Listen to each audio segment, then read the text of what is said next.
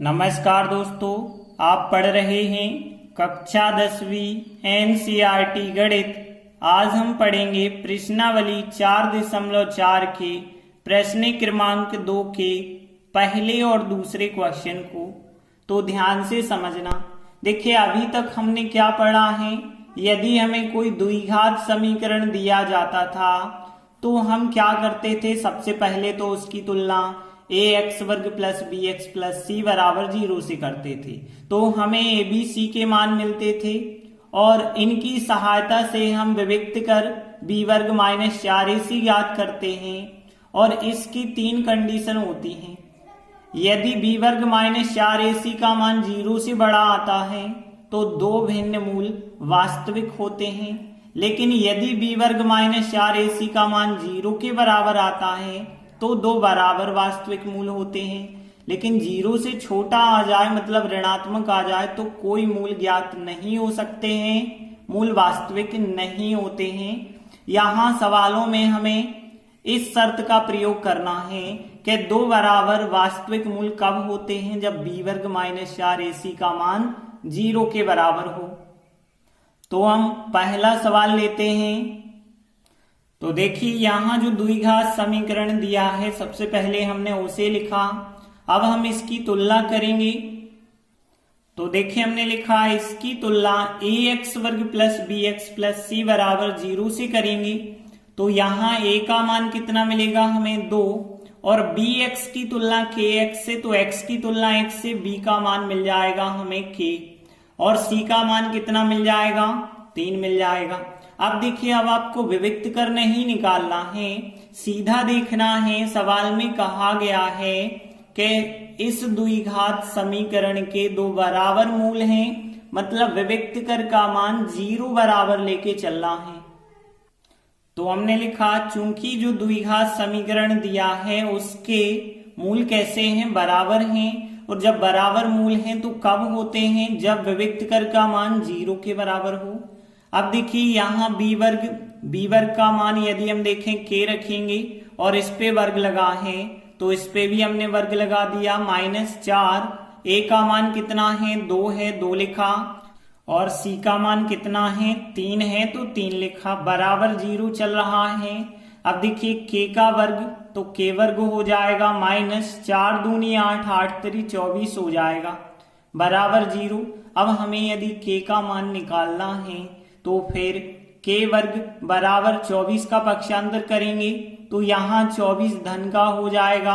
अब देखिए, यहाँ वर्ग लगा है, और पता है आपको, जब हम वर्ग को हटाते हैं तो दूसरे पक्ष पे वर्गमूल आ जाता है, और जब भी हम वर्गमूल लेते हैं तो आप प्लस माइनस चिन्ह जरूर लगा दें, तो प्लस माइनस करनी 24। अब देखिए, यहाँ पे प्लस माइनस 24 के आप गुणनखंड रख दीजिए। तो देखिए, 24 के क्या होते हैं, 2 दूनी 4 दूनी 8, 8 3 24 होते हैं ना।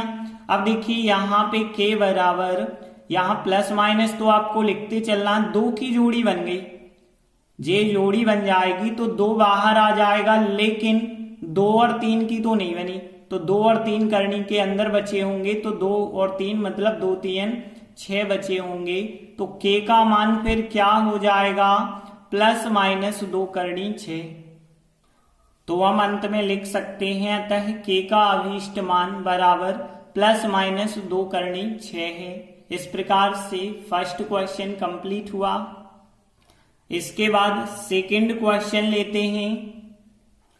तो देखिए, यहाँ द्विघात समीकरण जो दिया है हमने उसे लिखा। अब देखिए, इससे आप तुलना नहीं कर पाएंगे, क्योंकि यहाँ x वर्ग पहले बना ही नहीं है, कोष्टक बना है। तो पहले हम इस कोष्टक को अलग करेंगे। तो kx का गुणा जब x से करेंगे तो यहाँ पे kx वर्ग हो जाएगा, kx का गुणा -2 से करेंगे तो माइनस का 2kx हो जाएगा, प्लस 6 से नहीं करेंगे आप, क्योंकि कोष्टक में बस करना है बराबर 0। ये बन गया एक द्विघात समीकरण। इसकी अब हम तुलना करेंगे। तो हमने लिखा, इसकी तुलना ax वर्ग प्लस बी एक्स प्लस सी बराबर 0 से करने पर, तो देखिए, a का मान मिल जाएगा हमें k, तो a का मान k मिल गया, क्योंकि x वर्ग की x वर्ग से तुलना। अब देखिए x की तुलना x से होगी तो b का मान माइनस का 2k मिलेगा, तो माइनस 2k। c का मान हमें 6 मिल जाएगा।